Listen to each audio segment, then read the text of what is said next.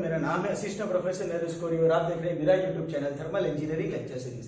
दोस्तों 6th semester के applied thermodynamics के चैप्टर 1 के नेक्स्ट लेक्चर की तरफ चलते हैं, जिसके अंदर आज हम लोग बेसिक 3 थियरी पढ़ने वाले हैं। Reduce property, law of corresponding state and the last one is equation of state. मेरे लास्ट लेक्चर में मैंने आप लोगों को एक 7 मार्क्स की थियरी का सॉल्यूशन दिखाया था, वान डेर वाल गैस इक्वेशन, जो कि बेसिक फंडा था आइडियल गैस इक्वेशन को किस तरह से करेक्ट किया जाता है उसके बेस पर। अभी आइडियल गैस इक्वेशन को करेक्ट करने की जरूरत पड़ी, उसके पीछे का सबसे बड़ा रीजन था equation of state. Equation of state के अंदर बेसिकली इक्वेशन ऑफ स्टेट क्या है वो मैं आप लोगों को ओवरव्यू दे देता हूं खाली, कि गैस के लिए कोई भी थर्मोडायनेमिक प्रॉपर्टी बेसिकली 3 प्रॉपर्टी से डिफाइन की जाती है, प्रेशर, वॉल्यूम एंड टेम्परेचर। हम जो आइडियल गैस इक्वेशन पढ़ते हैं उस आइडियल गैस इक्वेशन के अंदर भी PV is equal to MRT या P nu is equal to RT। अगर आप PV is equal to MRT ले रहे हो मतलब वॉल्यूम है और मास है, और अगर आप स्पेसिफिक वॉल्यूम के रिस्पेक्ट में अपनी आइडियल गैस इक्वेशन को फॉलो करा रहे हो, इसका मतलब ये P न्यू, क्योंकि स्पेसिफिक वॉल्यूम का सिंबल होता है nu, P nu is equal to RT इसके बेस पर होता है। तो यहाँ पर भी 3 प्रॉपर्टी है, pressure, specific volume and temperature. इन तीनों टेम्परेचर के रिलेशन में ही हम लोगों को कोई भी इक्वेशन मिलती है। मतलब ये हुआ कि अगर इक्वेशन में आपके पास में तीनों में से कोई भी 2 प्रॉपर्टी दी गई है तो आप तीसरी प्रॉपर्टी को इक्वेशन के बेस पर ऑटोमेटिकली सॉल्व कर सकते हो। मैं इसके अंदर डीप में आप लोगों को समझाऊंगा, लेकिन इक्वेशन ऑफ स्टेट पर से ही हम लोगों ने वान डेर वाल गैस इक्वेशन बनाया था, और उसी वान डेर वाल गैस इक्वेशन के बेस पर रेडियस प्रॉपर्टी और लॉ ऑफ करस्पॉन्डिंग स्टेट की थियरी डिफाइन होती है। तो रेडियस प्रॉपर्टी सबसे पहले समझते हैं। रेडियस प्रॉपर्टी बेसिकली क्या है? It is the ratio R मतलब रेडियस का सिंबल है। Radius property can be defined as the ratio of corresponding state of your individual property. मतलब कि जैसे कि प्रेशर है तो उस प्रेशर की original volume to the critical point के ऊपर क्या वैल्यू आ रही है, उन दोनों का ratio, that is known as the radius property. तीन प्रॉपर्टी के लिए हम लोग रेडियस का रेशियो बनाएंगे। For pressure PR is equal to P upon TC, for temperature TR is equal to T upon TC, and for specific volume µR is equal to µ upon µc। ये critical point के respect में radius property आप लोगों को हमेशा critical point के बाद में मिलेगा। जैसे कि वान डेर वाल गैस इक्वेशन के ग्राफ के अंदर हम लोगों ने रियल रूट्स की वैल्यू देखी थी कि जब क्रिटिकल पॉइंट के अबव आप लोगों का टेम्परेचर जा रहा है, प्रेशर की वैल्यू बढ़ रही है, तो वो 3 रूट आप लोगों को जो मिलते थे, जो क्रिटिकल पॉइंट के ऊपर सेम मिलते थे, वो 3 रूट की जगह क्रिटिकल पॉइंट से ऊपर जाने पर सिर्फ और सिर्फ आपको एक ही रूट मिलता है। जस्ट फॉर एग्जांपल अगर देखा जाए कि वाटर को अगर आप जब बॉइलिंग कर रहे हो तो वाटर जब तक आपके सैचुरेशन कंडीशन तक पहुंच रहा है तब आप लोगों को ड्राई फॉर्म भी मिलता है, वेट फॉर्म भी मिलता है, सैचुरेशन भी मिलता है। लेकिन जैसे ही सैचुरेशन स्टेट आपकी कंप्लीट होती है, आफ्टर दैट स्टेट आप लोगों को सिर्फ और सिर्फ सुपर हीटेड स्टीम मिलती है। वो एक स्टेट हो गया, फाइनल स्टेट हो गया कि आप लोगों के स्टीम के अंदर कोई भी वाटर पार्टिकल या वेट पार्टिकल नहीं है, there are only and only dry particles. बिल्कुल उसी तरह से क्रिटिकल की थियरी के अंदर वान डेर वाल की गैस इक्वेशन के अंदर भी डेरिवेशन था कि क्रिटिकल पॉइंट के ऊपर जब हम लोग और भी टेम्परेचर या हीट रिलीज करते हैं तो आप लोगों को सिर्फ एक ही रूट मिलता है, और उसके रिस्पेक्ट में हमारे पास में जो प्रॉपर्टी बन रही है those are the radius property. अभी ये रेडियस प्रॉपर्टी को अगर आप वान डेर वाल गैस इक्वेशन की वैल्यूज के अंदर, वान डेर वाल गैस इक्वेशन में हमको कुछ वैल्यूज मिली थी कि क्रिटिकल स्पेसिफिक वॉल्यूम है तो 3B, क्रिटिकल टेम्परेचर है तो 8A अपॉन 27 RB, और क्रिटिकल प्रेशर है तो A अपॉन 27 B²। अभी इस इक्वेशन के अंदर से आप लोगों को वैल्यू बनानी, जैसे कि प्रेशर है तो PR इंटू TC, टेम्परेचर है तो TR into TC, and specific volume है तो µR into µc।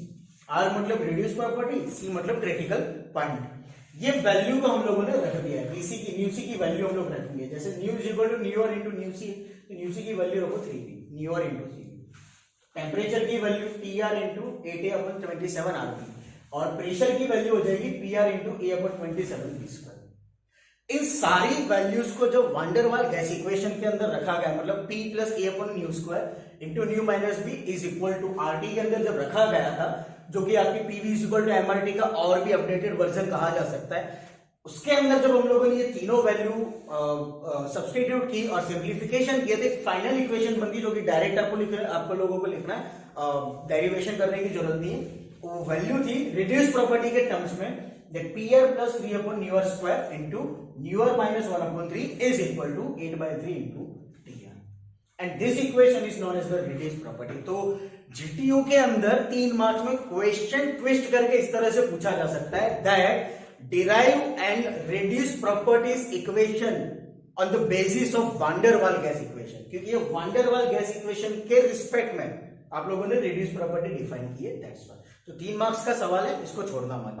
Next, law of corresponding state. Law of corresponding state का मतलब ये होगा कि एक प्रॉपर्टी के बेस पर दूसरी प्रॉपर्टी किस तरह से आप डिफाइन कर सकते हो या वैल्यू फाइंड आउट कर सकते हो। डेफिनेशन कुछ इस तरह से थी, इफ एनी टू गैसेस, यहां पर एक से ज्यादा गैस की बात हो रही है, if any two gases have equal values of reduced temperature and reduced pressure, have equal values of reduced temperature and reduced pressure। यहां पर ध्यान रखो वॉल्यूम की बात नहीं की गई है।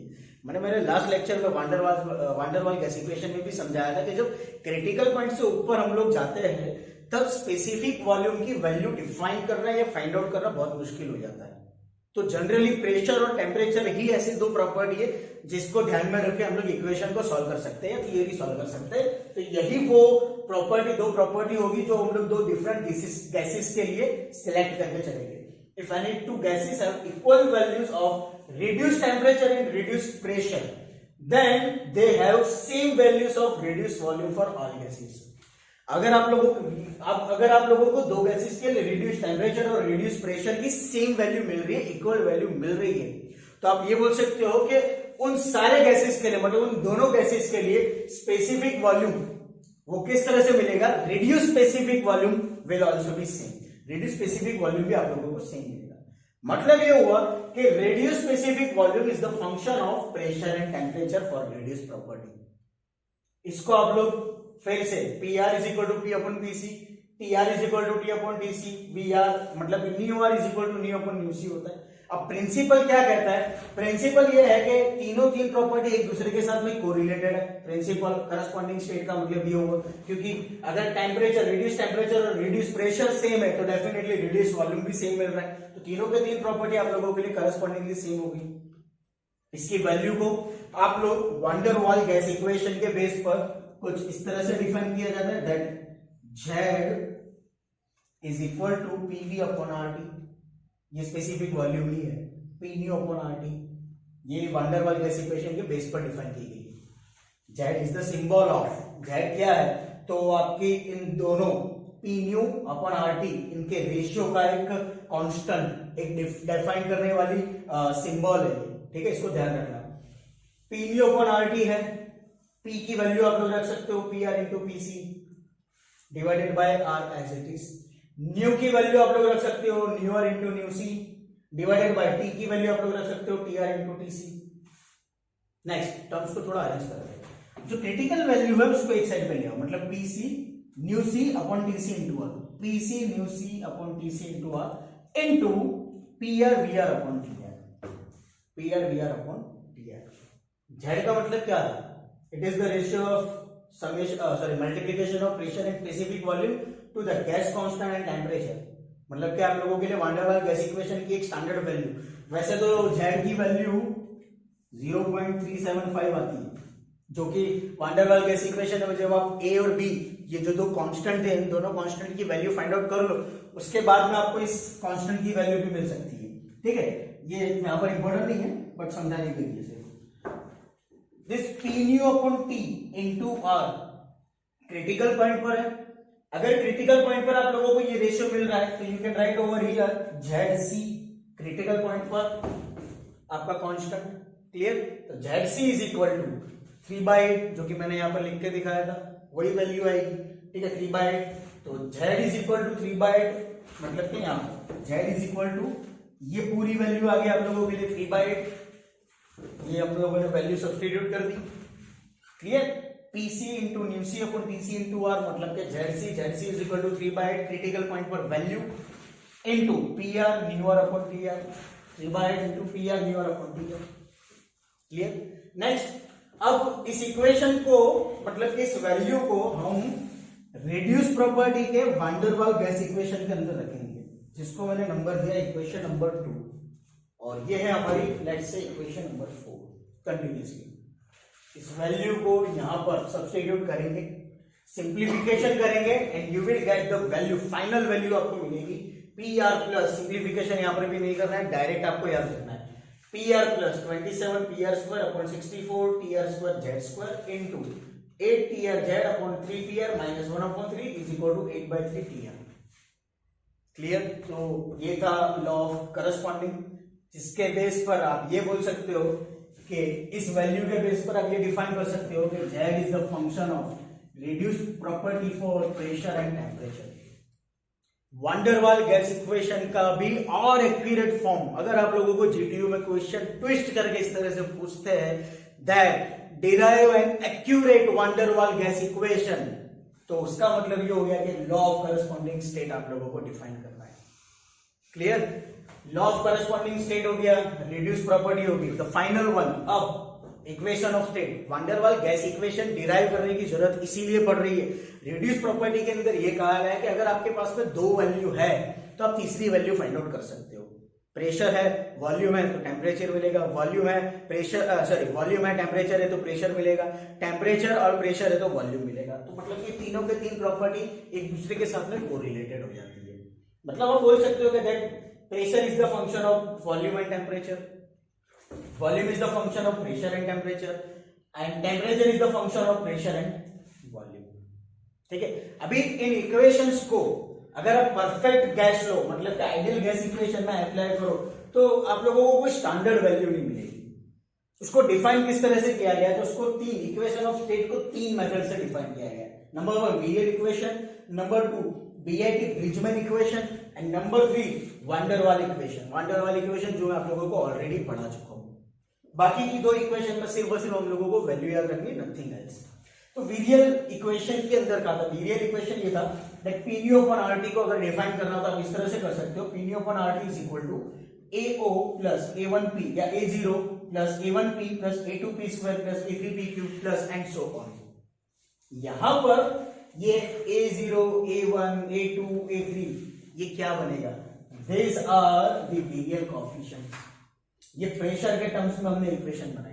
अगर आप स्पेसिफिक वॉल्यूम के टर्म्स में इक्वेशन बना रहे तो बनेगा B0 plus B1 by nu plus B2 by nu square plus B3 by nu cube and so on. यहां पर B0, B1, B2, B3 again virial coefficients. Direct equation याद रखनी, कोई ज्यादा मगजमारी आपको यहां पर करनी नहीं है। उसी तरह से बीआईटी ब्रिजमैन इक्वेशन क्या थी? P is equal to ROT into 1 minus E upon nu bar square into nu bar B, nu bar plus B minus A upon nu bar square। जहां पर A आपका A है ये, A की value थी A0 into 1 minus A upon nu bar, B की value थी B0 into 1 minus B upon V bar मतलब कि nu bar, और E इसकी वैल्यू थी C upon nu bar into T। एक चीज मैं आपको बताना भूल गया, दैट इक्वेशन 1 और इक्वेशन 2 ये जो इक्वेशन होगी ये लोअर डेंसिटीज वाली अगर गैसेस है तो आप लोग इसका यूज कर सकते हो, लोअर डेंसिटी। और इक्वेशन 2 मतलब बीआईटी ब्रिजमैन इक्वेशन जो है वो लोअर प्रेशर मतलब कि क्रिटिकल प्रेशर से लोअर प्रेशर वाली वैल्यू है, वहां पर हम लोग इस इक्वेशन का यूज करेंगे। तो equation of state, law of corresponding state और रिड्यूस प्रॉपर्टी तीनों के 3 मार्क्स की थियरी है। दोस्तों आई होप कि आप लोगों को तीनों थियरी में समझ में आया होगा। अगर आप लोगों को कोई क्वेश्चन है थियरी में ना समझ में आया, देखो बेसिक फंडा है, सिर्फ और सिर्फ इक्वेशन याद रखना है, कोई ज्यादा लॉजिक आप लोगों को लगाने की कोई जरूरत नहीं है। अगर आप लोगों को इसमें कोई डाउट हो, कोई दिक्कत है तो आप लोग मुझसे जरूर पूछेगा। Thank you so much.